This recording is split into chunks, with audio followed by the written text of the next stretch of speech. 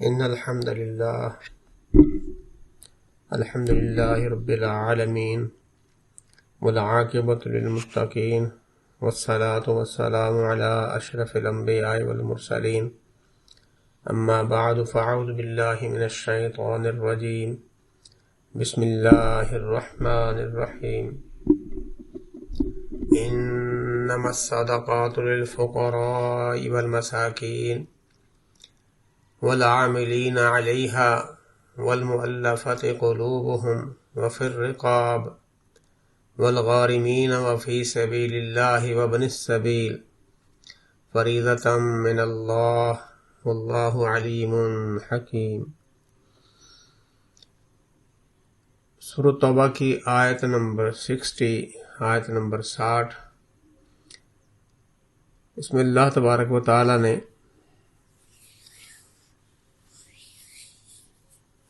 زکوٰۃ کے حقداروں کا ذکر کیا ہے کہ زکوٰۃ کے حقدار کون لوگ ہو سکتے ہیں۔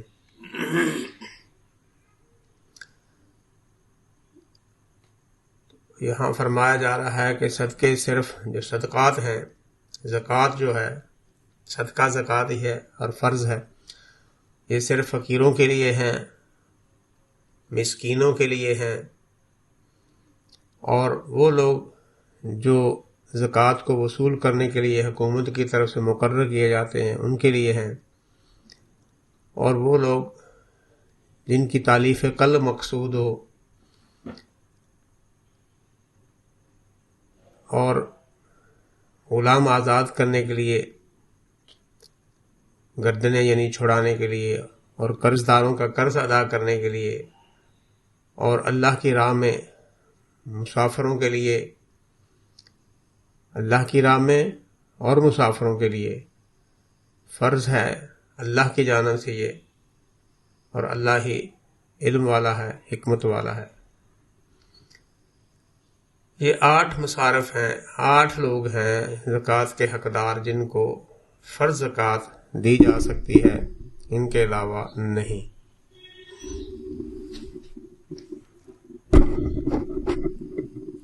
اس میں اللہ تبارک و تعالی نے سب سے پہلے جو ذکر کیا ہے انما الصدقات للفقراء،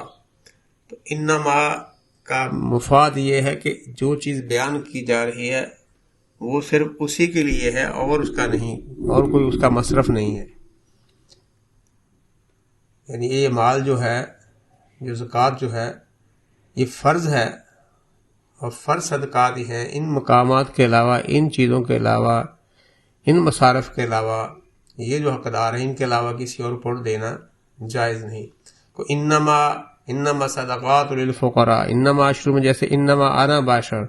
یعنی اس انما جس کے شروع میں آ جاتا ہے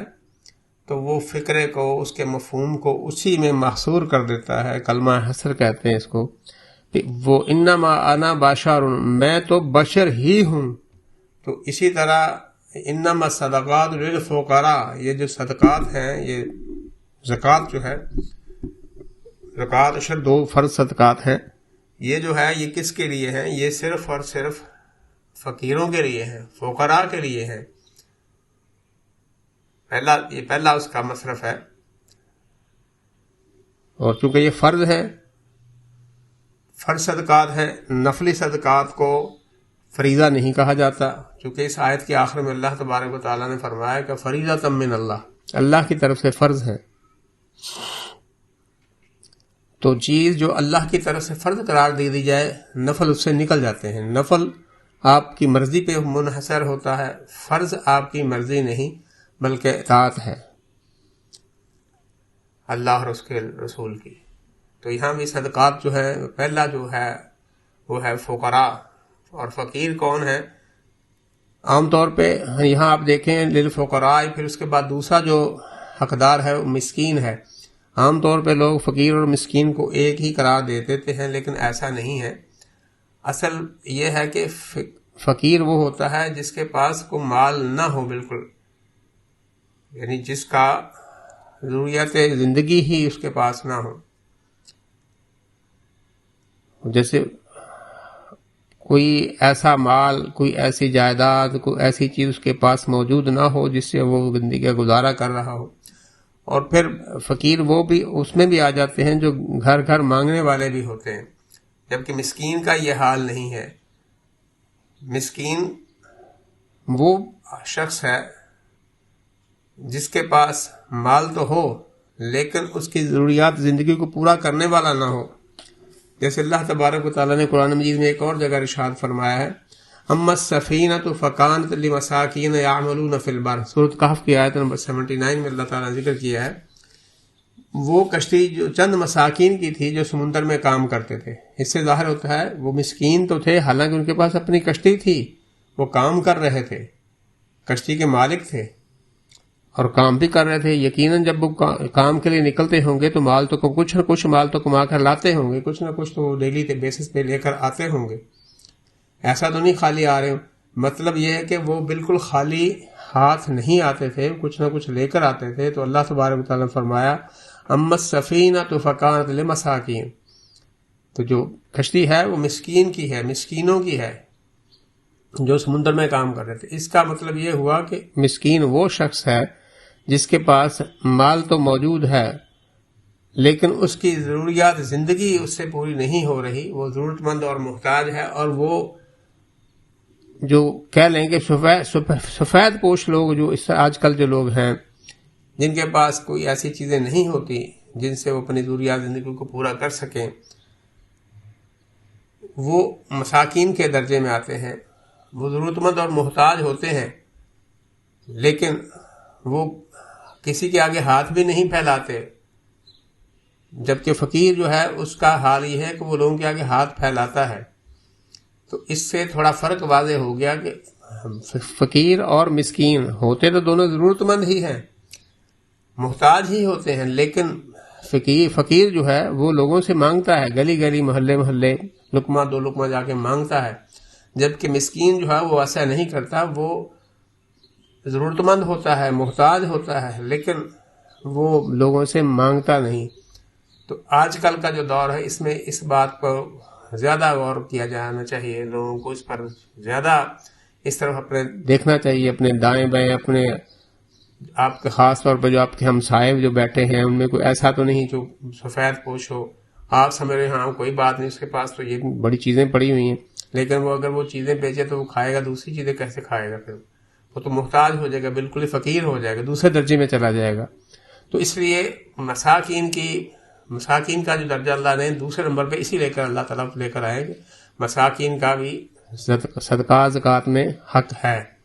اور پھر تیسرے نمبر پہ اللہ تبارک تعالیٰ نے ذکر کیا والعاملین علیہا، ایسے لوگ جو حکومت کی طرف سے، اور عامل آپ کو پتہ ہے عامل ہر بندہ مقرر نہیں کر سکتا، کوئی شخص مقرر نہیں کر سکتا کسی کو کہ جاؤ تم زکوٰۃ اکٹھی کر کے لے آؤ، عشر اکٹھا کر کے لے آؤ. یہ دوسرے لفظوں میں حکومت کی ذمہ داری ہے. رسول اللہ صلی اللہ علیہ وسلم باقاعدہ طور پر جو زکوٰۃ اور عشر کی وصولی کے لیے جو اصحاب کو مقرر کرتے تھے تو ان کا باقاعدہ محاسبہ بھی فرماتے تھے کہ کیا ہے، کہاں سے مال آیا تیرے پاس. بلکہ ایک صحابی کا قصہ مشہور ہے کہ وہ ان کے بارے میں اللہ تبارک و تعالیٰ کے رسول صلی اللہ علیہ وسلم نے پوچھا بھی مال کہاں سے آیا ہے، تو اس کا محاسبہ کرتے ہو تو حائف کو ان کے لیے ناجائز قرار دیا. بھی اس نے کہا مجھے تحفے ملے ہیں. تو تحفہ تو تبھی ملتا ہے جب آپ اقتدار میں نہ ہو، اقتدار میں ہوتے ہوئے تحفہ ملتا ہے تو وہ اقتدار کی وجہ سے مل رہا ہے. امام بخاری رحمہ اللہ نے اس کو کتاب الاحکام میں بھی ذکر فرمایا، باب رزق الحکام والعاملین علیہا کے تحت. تو تیسرا درجہ جو ہو گیا، تیسرے حقدار جو ہو گئے حصے دار، وہ العاملین علیہا، جو زکوٰۃ کلیکٹرز ہیں، جو کلیکٹ کرتے ہیں، جو وصول کرتے ہیں زکوٰۃ کو، عشر کو، وہ ہیں. اور پھر چوتھے نمبر پہ ہے والمؤلفۃ قلوبہم، وہ لوگ. اور اس میں کون کون سے لوگ آ رہے ہیں؟ اس میں وہ لوگ آ رہے ہیں جو تو یا تو نئے مسلمان ہوئے ہیں اور ان کی تعریف قلب مقصود ہے تاکہ وہ اسلام پر ثابت قدم ہو جائیں، پکے ہو جائیں، تاکہ ان کے دل ڈولے نہ، واپس نہ پلٹ جائے، ارتداد نہ ہو جائے، مرتد نہ ہو جائے. اور اس میں وہ لوگ بھی شامل ہیں جو ہیں تو بھی کافر لوگ ہیں، اسلام نہیں لائے، لیکن ان کی امید ہے کہ وہ اگر ان پر تھوڑا اس طرح کا ان کی تعلیف قلب کے لیے مال خرچ کیا جائے تو وہ اسلام لے آئیں. اور پھر وہ لوگ بھی شامل ہو سکتے ہیں جو اپنے علاقے میں جن کا اثر رسوخ بہت ہو اور ان پر اگر مال خرچ کیا جائے تو اس بات کی امید نظر آ جائے کہ وہ ان کی وجہ سے کچھ لوگ زیادہ مسلمان ہو جائیں گے، اور یا پھر وہ ایسے لوگ بھی ہو سکتے ہیں کسی علاقے میں جو بڑے چودھری ٹائپ کے لوگ ہوں اور ہوں کافر، اور وہاں لوگوں پر ظلم و ستم بھی کر رہے ہوں، تو اس کے لیے ضروری ہے کہ پھر ان پر وہ مال خرچ کر دیا جائے تاکہ وہ اس سے مسلمان ان کے شر سے، اس شخص کے شر سے محفوظ رہ جائیں۔ اور آج کل آپ دیکھیں تو آج کل تو یہ بہت زیادہ ضروری بات بن گئی ہے، کیونکہ جتنے بھی کفر کے ہتھ کنڈے ہیں ان میں سب سے بڑا ہتھ کنڈا جو ہے وہ مال کا ہی ہے۔ وہ اپنے این جی اوز کے ذریعے سے مال کی فراوانی ان کے پاس ہے، اور وہ مسلمان ملکوں میں اور دوسرے جہاں ان کی ضرورت ہے وہاں کرتے ہیں اور لوگوں کو مرتد کیے جا رہے ہیں۔ تو آج کل اس مد میں خرچ کرنے کی زیادہ ضرورت نظر آتی ہے، حالانکہ حضرت عمر رضی اللہ تعالیٰ عنہ کے دور میں انہوں نے اسلام کے غلبے کے بعد یہ مد ویسے ختم ہو گئی تھی، لیکن آج کل اس کی دوبارہ ضرورت اس لیے محسوس ہو رہی ہے کہ لوگوں میں جو کفر کا غلبہ ہو رہا ہے وہ فزیکل کی نسبت جو ہے وہ فائنینشیل زیادہ ہو رہا ہے، مال سے لوگوں کو ترغیب دلا کر مال خرچ کر کے لوگوں کو مرتد کر رہے ہیں۔ تو مسلمانوں کو بھی چاہیے کہ اس مد کو، جو زکوٰۃ کی اس مد کو زیادہ بڑھاوا دیا جائے، زیادہ اس پر خرچ کیا جائے، تاکہ ان لوگوں کو جو اس بات پر ایگری ہو رہے ہیں کہ جو ہمیں وہ پیسے دے رہے ہیں اس لیے ہم کفر کی طرف پلٹ رہے ہیں، تو اللہ تعالیٰ ان کو اس کام سے روک دے اور ان کی مدد فرما دے مسلمانوں کے ذریعے سے۔ تو اس مد میں خرچ کرنا آج کل زیادہ ضروری ہے، جو نو مسلم کی نسبت جی مسلمانوں پر بھی اور غیر مسلموں پر بھی، اور جو اس پر ثابت قدم رہنے کے والوں کے لیے بھی، اور کفار کے سردار ہیں ان پر بھی، جہاں مسلمانوں پر ظلم ہو رہا ہے اور وہاں اگر خرچ کر دیا جائے ان کی دل جوئی کے لیے، تو اس میں بھی کافی کمی ہو سکتی ہے، اس کے ظلم و ستم میں مسلمان کے ظلم و ستم سے محفوظ رہ سکتے ہیں۔ 5ویں نمبر پر اللہ تبارک و تعالیٰ نے ذکر فرمایا ہے وَفِي الرِّقَابِ، یعنی گردنیں چھڑانے سے مراد غلاموں کو خرید کر آزاد کرنا۔ آج کل غلامی کا دور تو نہیں ہے، آج کل جو پہلے والا سسٹم تھا وہ تو ختم ہو چکا، اگرچہ بعض علاقوں میں بعض ایسے ایریاز موجود ہیں جو خبروں میں آتے رہتے ہیں، بعض لوگوں نے اپنی نجی جیلیں بنائی ہوئی، وہاں قید رکھے ہوئے لوگوں کو، ان کو غلام بنایا ہوا ہے، وہ کہیں پتہ چل جائے تو ان کو چھڑانا بھی اسی مد میں آئے گا۔ اور اس کے علاوہ جو لوگ جیلوں میں قید ہیں بلا وجہ، ان کے پاس مال نہیں ہے، اور آج کی عدالتوں پر جو نظام چل رہا ہے ہمارا، ان پر وہ جرمانہ عائد کر دیا گیا ہے، اور وہ اس قابل نہیں ہے کہ جرمانہ ادا کیا جائے، وہ جرمانہ ادا کر سکیں، اور وہ ناحق قید ہیں کسی معمولی لغزش کی وجہ سے، ان کے پاس ثبوت نہ ہونے کی وجہ سے، ان کے کوئی گواہ نہ ہونے کی وجہ سے، یا کوئی ایسے حالات ہو گئے ہیں وہ سال سے بلا وجہ وہ جیلوں میں سڑ رہے ہیں بیچارے، تو ان کی مدد کرنا بھی اسی زکوٰۃ کی مد سے، اس مد سے اور پھر رکاب کی مد سے جائز قرار پائے گا۔ علماء اکرام نے اس کے بارے میں کافی تفصیل سے لکھا ہوا ہے۔ اور 6 نمبر پر جو والغارمین، اس میں وہ مقروض آ جاتے ہیں جن کا قرض ادا کرنے کی جن کے پاس سخت نہیں ہے، جو کسی وجہ سے قرض کے نیچے دب گئے ہیں، وہ کاروباری لوگ بھی ہو سکتے ہیں، صاحب حیثیت لوگ بھی ہو سکتے ہیں جنہوں نے کسی کا ذمہ اپنے ذمہ لے لیا ہو، کسی کے قرض کی گارنٹی دے دی ہو، جائیداد کی وجہ سے کسی معاملے میں انہوں نے اپنی گارنٹی دے دی ہو، اور وہ اگر اپنی جائیداد سے قرض ادا کر دے تو وہ فقیری کی طرف لوٹ جائیں گے، تو اس کے لیے ان کی مدد کرنا بھی اس حق میں ان کا بھی حق ہے کہ زکوٰۃ ان پر خرچ کر دی جائے، وہ بھی زکوٰۃ کے حقداروں میں آ جاتے ہیں۔ کسی کا قرضہ لیا ہوا ہو، اس نے ضمانت دے دی ہو کہ میں اس کا قرض ادا کر دوں گا اگر یہ نہیں دے گا، لیکن اب اس کے پاس مال نہیں ہے، تو وہ اس کے ساتھ اس کو بھی دینا جائز ہے۔ اور پھر وہ لوگ جو صلح کرواتے ہیں، آپ کو پتہ ہے کہ صلح کرواتے ہوئے بعض کا دیت کی رقم ادا کرنی پڑتی ہے، وہ ذمہ لے لیتے ہیں اپنے کہ میں ادا کر دوں گا، ہوتے صاحب حیثیت ہیں لیکن وہ اتنا پھر ادا نہیں کر پاتے، تو وہ بھی والغارمین میں آ جائے گا۔ اور وہ قرضدار لوگ جن کا کاروباری قرض بھی ہو لیکن اس وقت وہ اس حالت میں نہ ہو کہ وہ ادا کر سکے، تو ان کی مدد کرنا بھی اسی سے جائز ہے۔ اور ایسے لوگ جنہوں نے قرض تو لیا ہے لیکن اس وقت حالات بالکل ٹھیک تھے، کاروبار چل رہا تھا، اور جب دینے کی باری آئی تو وہ اس وقت ان کے حالات بالکل خراب ہو گئے، تو وہ قرض ادا کرنے کی سخت نہیں رکھتے، تو یہ وہ مقروض ہیں جن کا زکوٰۃ کی مد سے قرض ادا کیا جا سکتا ہے۔ اور پھر 7ویں نمبر پہ اللہ تبارک تعالیٰ نے فرمایا وفی سبیل اللہ. ویسے تو ہر نیکی جو ہم کر رہا ہے بندہ وہ فی سبیل اللہ میں آتے ہیں. آپ دیکھے ہوں گے جگہ جگہ فی سبیل اللہ لکھا، پانی کا کسی نے کولر لگوا دیا تو ہم فی سبیل اللہ لکھا ہوا ہے، کسی جگہ اور کوئی بنوا دی، کوئی ٹھہرنے کے لیے جگہ فی سبیل اللہ لکھ دیا، کوئی چھوٹا سا اس نے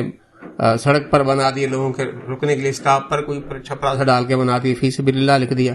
تو ویسے تو ہر چیز وہ فی سبیل اللہ میں ہی ذکر کی جاتی ہے، لیکن تمام مفسرین جو ہیں، تمام فقہا جو ہیں، تمام ائمہ کرام جو اس بات پر متفق ہیں کہ اس آیت کا مطلب جو ہے وہ صرف وہی لوگ ہیں جو مجاہدین ہیں، جو اللہ کی راہ میں جہاد کرنے والے ہیں. اور مجاہد آپ کو پتہ غنی بھی ہو تو اس پر بھی خرچ کرنا جائز ہے. تو اس حدیث اس آیت کا جو ٹکڑا ہے،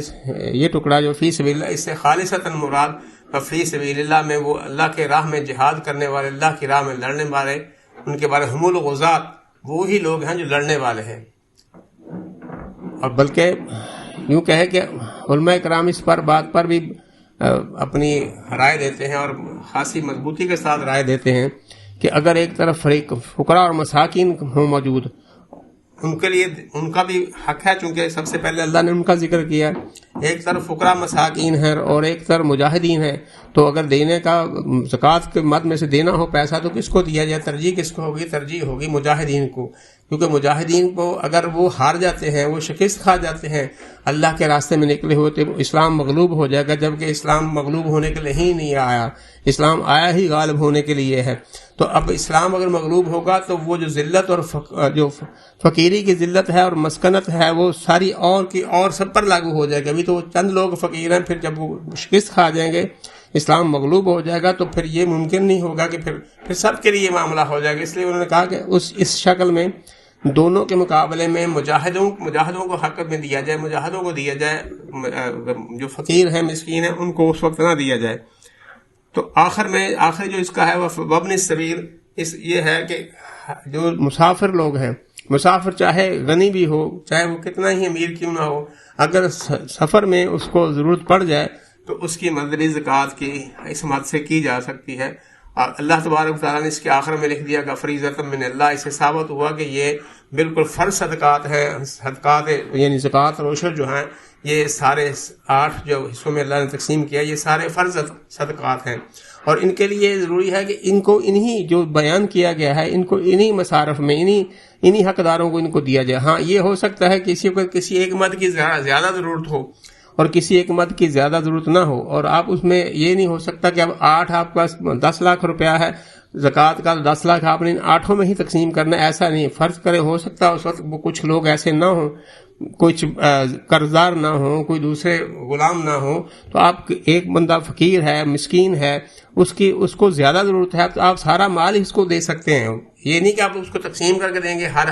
حصے میں، ایسا نہیں ہے. آپ لیکن ہونی یہی مدیں چاہیے، انہی مدات میں استعمال ہونا چاہیے، انہی مصارف میں خرچ ہونا چاہیے، حقدار یہی رہیں گے. لیکن تبدیلی یہ ہو جائے گی، ہو سکتی ہے اس میں کہ اگر آپ کسی ایک مد میں جس کی زیادہ ضرورت محسوس کر رہے ہیں کہ اس وقت اس کی زیادہ ضرورت ہے، فرض کریں کسی وقت جیسے آج کل ہے حالات، کفار کو دینے کی زیادہ ضرورت ہے، یعنی کسی ایسے کافر سردار کو ضرورت ہے جو مسلمانوں پر ظلم کر رہا ہے، اور ہمیں پتہ ہے کہ اگر اس پر مال خرچ کیا جائے، اس کو مال دیا جائے تو وہ مسلمان اس کے ظلم سے محفوظ رہ سکیں گے، اور اس کی زیادہ ضرورت ہے تو سارا مال اس پر خرچ کیا جا سکتا ہے. اسی طرح اگر کوئی مسکین ہے تو اب سارا مال اس کو دے سکتے ہیں. یہ ضروری کہ 8 میں تقسیم کرے آپ نے دینا ہے، لیکن شرط صرف یہی ہے کہ یہ زکوٰۃ کے جو ہیں جتنے بھی یہ مصارف ہیں یہ سب انہی میں ہیں، اور یہ صرف مسلمانوں پر ہی خرچ کیا جا سکتا ہے. کیونکہ ایسا نہیں، اللہ تعالیٰ نے یہ جو بیان کر دیے ہیں ان کے علاوہ اور کوئی مد نہیں ہے. اللہ کے رسول نے فرمایا تھا کہ تؤخذ من اغنیائہم فترد فی فقرائہم، یہ ان کے اغنیا سے لے لو، ان کے مالدار لوگوں سے لے لو، جو لوگ امیر ہیں، جو صاحب ثروت ہیں، ان سے لے لو اور انہی کے فقراء پر واپس کر دو. یعنی جو لوگ یہاں انہی سے مراد مسلمانوں سے ہی لیا جائے، مسلمانوں کو ہی واپس کر دیا جائے. تو اس میں باقاعدہ طور پر کفار شامل نہیں ہیں، لیکن جیسے پہلے عرض کیا تالیف قلب کے لیے یا کچھ وجوہات کی بنا پر اس میں کفار شامل ہو جاتے ہیں. ادروائز یہ سارے کے سارے جو ہیں یہ مسلمانوں کے ہی ہیں، اور جو مؤلفہ قلوب ہے، تالیف قلب جو ہیں، یہ بھی دراصل ان معنوں میں مسلمانوں پر ہی خرچ ہوتا ہے، چونکہ وہ اس لیے ہوتا ہے کہ جو ہوں گے تو کافر، لیکن اگر خرچ کر رہے ہیں تو آپ اس کی نیت کیا ہے کہ یہ مسلمانوں پر ظلم کم کر دیں گے یا